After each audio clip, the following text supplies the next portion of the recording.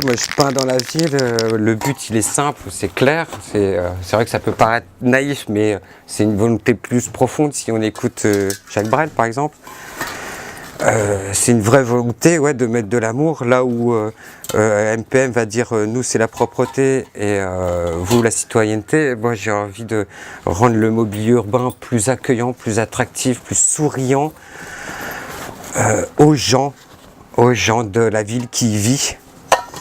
C'est pas fait pour les grands technocrates qui sont dans leur bureau et qui décident de quel numéro on va supprimer et de quel autre on va garder. Le kiff, c'est quand je fais un graphe et que en fait je reste le lendemain matin quand il y a les gamins qui vont à l'école et qui puissent voir les choses. En premier lieu, c'est déjà auprès des enfants et c'est un vrai choix volontaire de faire un truc de gentil. Parce que j'avais juste appris qu'il y avait un nouvel outil qui existait et quand je commençais à me pointer sur Paris, j'ai vu quelques peintures à Montreuil de mode tout et j'ai fait ah tout simplement. À l'époque on commençait et moi j'ai commencé à peindre au collège, mais à l'époque ça coûtait déjà trop cher à l'époque, donc on les volait et il n'y avait pas encore autant de vidéosurveillance que maintenant. Alors c'est pas le bon exemple, je sais, il faut pas l'un. Donc voilà, à l'époque, on a commencé à graffer, on a commencé à monter nos premiers groupes. Après il y avait quand même une culture forte. Moi j'ai commencé en fait à graffer et puis j'avais rencontré rapidement en fait Secret des CP5, qui était un des groupes emblématiques, originels de France. Ce qui est important dans le graffiti français, on n'a pas souvent parlé, mais c'était en fait que ce soit rock, rap, reggae, sound system, électro, et les graffeurs ont permis ces mélanges-là, qui après a fait vraiment des groupes de fusion à des moments. Justement, il y avait tout le courant Sean, Poche, RCF, qui permettait, qui montrait justement le tatouage, le tribal, le graffiti, le rock, la bière et les antifas, c'était un peu la même famille, quoi. Au départ, le graffiti c'est un outil, c'est une bombe. Voilà, c'est tout, ça n'est que ça en fait, quoi. Après, ça s'est construit un peu dans les années 50-70 aux États-Unis pour délimiter des quartiers, des groupes d'influence dans la société anglo-saxonne communautariste qui n'a rien à voir avec la société française.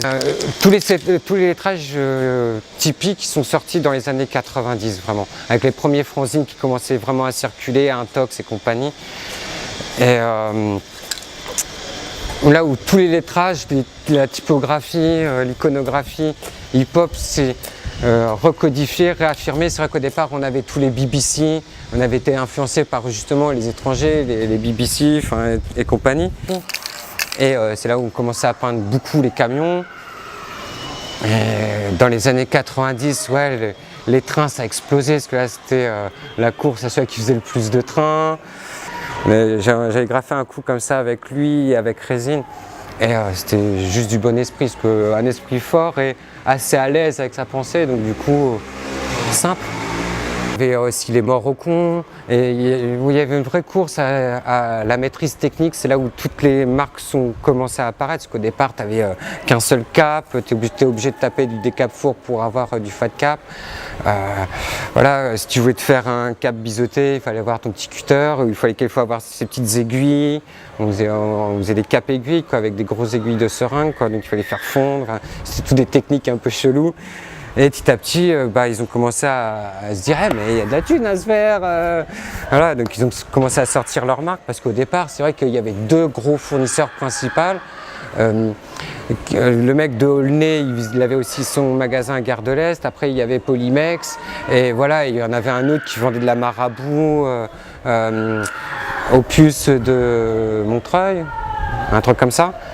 Et voilà, mais il y en avait très peu, quoi. C'était chaud pour en choper. Alors, on allait souvent dans les supermarchés avec le jean large se remplir les jambes. Parce que après, ça allait loin, quoi. Moi, je me suis retrouvé avec une pince Monseigneur pour ouvrir un ancien couvent de bonnes sœurs qui était à l'abandon, ou des usines qui étaient fermées, puisqu'on était déjà au début de la désindustrialisation.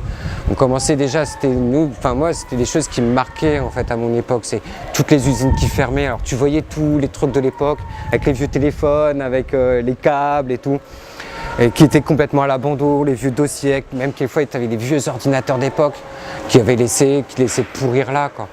Donc les graffeurs sont les témoins directs pour moi de la désindustrialisation française, quoi. Moi, ça m'arrive de peindre dans la rue sans autorisation, mais je ne me cache pas.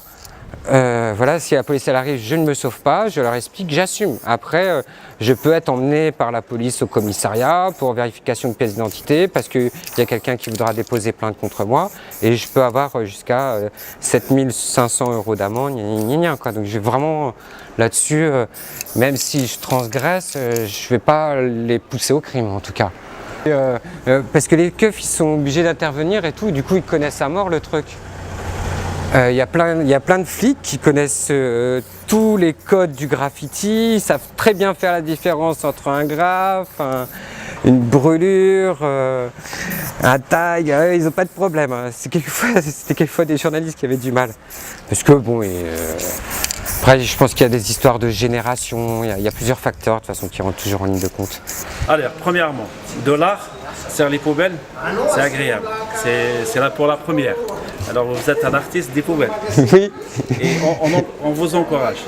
Par contre, Marseille, c'est trop sale. Ouais. Mais justement. L'art, c'est quelque chose de noble. On peut faire une métaphore entre l'art et la saleté. Et ça crée ça. Alors je tiens à vous remercier.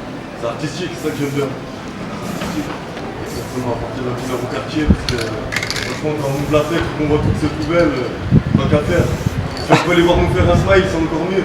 Il faut de la couleur, c'est moche en plus. Il faut faire venir les gens vers les choses. Oui, ça amène de la vie, c'est toujours un témoignage de vie, même un graphe, un tag même pourri, quoi. Après, moi je suis plutôt de ceux qui vont pousser à d'accord, tu veux faire tes tags, ok. Mais alors t'évites, tu vois, certains bâtiments, machin truc, et puis tu t'appliques, quoi. Tu fais pas de la merde, quoi.